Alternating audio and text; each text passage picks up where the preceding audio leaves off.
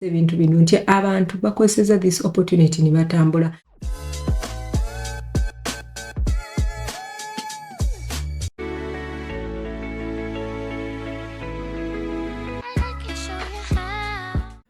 Mwasoze mutya muno mwonna abampuliriza kansubire muli bulungi, mukama ankuumidde, mukama mulungi ekiseera kyonna.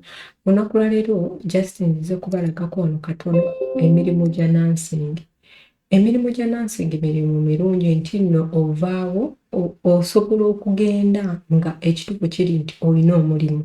Leero tugenda Finland, mugezese opportunity zonna zenkuwa kubanga ebiseera ebisinga nze bwe mba nga nagira ku visit visa ne mbulirayo ne sidda.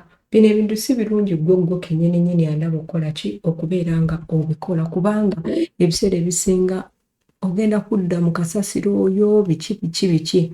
Kati tugenda kugenda mu maaso olabe. Genda ku Google owandiikemu Silk Road oba kale katuddeyo ko wano emabega nkulage. Genda owandiikemu Silk Road oba ogamba Silk Road Finland okitegeera. Ogenda kujja ku page efaanana bw'eti. Kati ojja ku page efaanana bw'eti. Kansubire mulaba bulungi. Era mulaba. Kati ojja kugenda okirikinge kati nze just ngenda kulagako wano eno osobola okugenda wano ku application form no wandiikirawo naye kankulaga ebintu abantu bye baagala. Mu kusooka olaba bano eno abantu kati mulimu abaddugavu kati ng'ono nga bano abaddugavu boolaba oba ekitegeero mulaba n'ekiwiigi kyatadde ku mutwe kiringa kyange. Gwe kennyini baabo balabe oba okitegeera. So osobola okugenda nga bano eno bannansi munaye n'okikuba oba okitegeera kalabika kasipiripini engeri we kali akampi katudduutu okitegeera. So kanguzeeyo olabe foomu wegenda okubeera. Saagala gikola beera empanvu gisindikire omuntu goyinza okubeera toli nnansi naye gisindikire omuntu yenna. Genda wano eno oteekemu application form. Ojja ku application form tugenda awantu afaanana bwe wati. Bagamba application form for assistant nurse position in Finland. Ne bakugamba this position form kati kamba girire lino gundi egende maaso. Ate njikize nnyo. Ne bagamba this application form to receive your link is one of our free online orientation. Bya bwerere era nze ebintu ebiseera ebisinga bye mbawa saagala kuba mmanyi tetulina ssente, so mbawa ebintu nga ekituufu osobola obyapulayinga gwe omuntu ali e Uganda oba omuntu ali e Dubai tumanya Mukama n'akuyamba n'otambula. So participating in one of these orientations is a mandatory to move onwards in the recruitment program. In the recruitment program, please note that this form is meant for people who have Bachelor of Science in Nursing, BSN, or caregiver degree, or some other degree related to health, i.e. a midwife degree. Ndowooza mukitegeera. Osobola okubeera nga tulina bachelors naye nga wakola ka course kwa ka nursing era olina ne gundi okitegeera. Bigire try okitegeera. Gezaako kati kankulage wano eno teekamu amannya go, teekamu email yo, teekamu email yo gye repeating such that bagiconfirming. Teekamu email bwe banaakusindikira message ojja gifuna. Abatemanyi email bwe bagiwandiika genda ku gundi yange kuno kwennyini ku YouTube nateekako email engeri w'owandiika w'oggulawo email n'oggulawo nga 100. Gwamanyi. Ojje wano eno owandiikemu. Ojje wano bakugambe I have a gwe kennyini ogambe olina eno eya lower than bachelors oba olina degree in nursing. Kati osobola okuteekawo bw'oti bw'oba ky'olina. Then n'ojja wano eno ne bakubuuza if a current country you are in. Tugende mu Uganda. Uganda ebiseera ebisinga etera nnyo okubeera ewala. Eno wano eno ngirabye. hiyo Uganda. Ne bakugamba Facebook Messenger name ndowooza mulaba bannange temukozesa ebintu ebibi websites zammwe. Bajja kubuuza kati nga kati basobola okubuuza Facebook nga walayi Facebook yo weeyambula ovuma abantu okola ki? Okitegeera ekintu ekitagenda kuba kirungi. So gwe omuntu yenna ndaba osobola oteekawo kati nze Facebook yange eri Marshall Edward.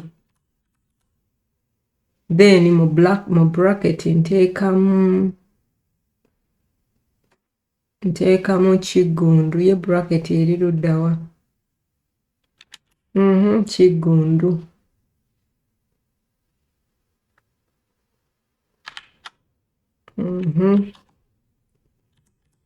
Kigundu. Went. Because nze yange gyenkozesa Kigundu. So gwe nga gwe nze ebintu ebyange siteekayo bintu bibi oba okitegeera. Kigundu Edward. Kozesa mannya ga dadi wange ku Facebook. Bwe bwatyo wenga agange Marshall Edward, then wano bracket nenteekamu Kigundu Edward. So nationality teekawo Ugandan. Bino byonna kyemmanyi musobola okubijjuliza ne sigendayo.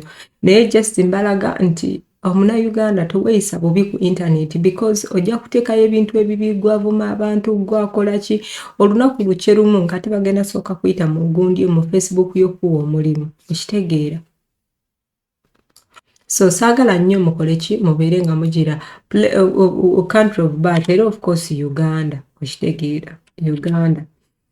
So when do you want to start? Ekyo gwamanyi weeyagala okustartinga okugenda. When do you intend to fly straight to Finland from a country you are currently in? Woba oli Dubai osobola oteekawo wano eno country you are in, noteekawo Dubai, then nationality yo noteekawo Uganda. Ekyo nakyo kikola kisobokera ddala bulungi. Kati wano eno ogenda kujja eno form sinzibu yakujuza nyangu nnyo. Kati nojja wano eno n'ogamba I consent biki oba I agree, I understand the following rights biki no tikinga oba okitegeera.